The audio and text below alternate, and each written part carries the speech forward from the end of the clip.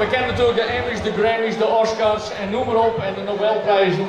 Maar er is maar één zadel, één gouden zadel per jaar wat uitgereikt wordt. Dus ik zal het juryrapport even voorlezen. De award, het gouden zadel, wordt uitgereikt aan door een geheime vakjury aan iemand, artiest en of organisatie die veel heeft of nog kan betekenen voor de Friese muziek in de breedste zin des woords. Er is geen mogelijkheid om in contact te komen met deze jury. Het is een geheime jury. Deze jury heeft al eerder een aantal genomineerden bekendgemaakt, te weten Jack Bottleneck, Omroep Friesland, Elske de Wal, Stichting Frieslandpop en de Hoenekap. En die zijn ook bijna allemaal aanwezig op dit festival. Het genomineerd zijn voor deze award is op zich al een winst. Dus we hebben vanavond voor deze 5 geen verliezers. We hebben alleen maar winnaars, alleen de ene is ietsje meer winnaar.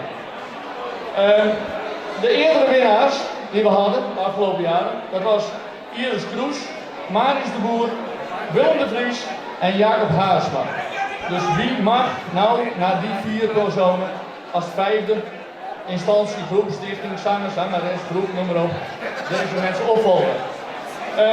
In dit lustrumjaar hebben we een winnaar die de popmuziek in alle toonaarden een gezicht geeft. Friesland een gezicht geeft. Veelzijdig is in haar, zijn en mannetje staat. Met beide benen op de Friese grond staat ongeacht wie haar bij haar staat om een duet te zingen. Het is een songwriter en een songwriter is iemand die ook nog eens een keer mensen erheen sleept. En de persoon in kwestie heeft Lionel Richie, Siep van de Ploeg, de 3 J's en het vertolken van de nummer van de recent overleden Leonard Cohen er doorheen gesleept. Nou, dus, en alles behoort aan de mogelijkheden. Dus het is al duidelijk wie vanavond de winnares is, Elske de Wal.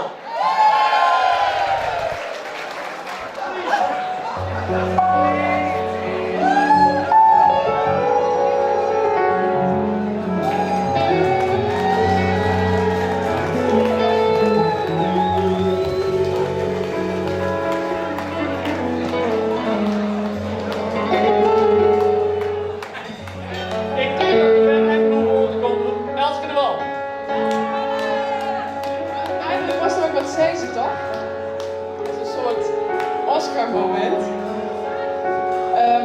Ja, ik hier eigenlijk helemaal niet gerealiseerd dat dit komen zou. Dus ik stond er al, ik zou daar al in. Maar ja, jeetje, bedankt. Leuk! Dus ik kom op de kostuum aan. Leuk.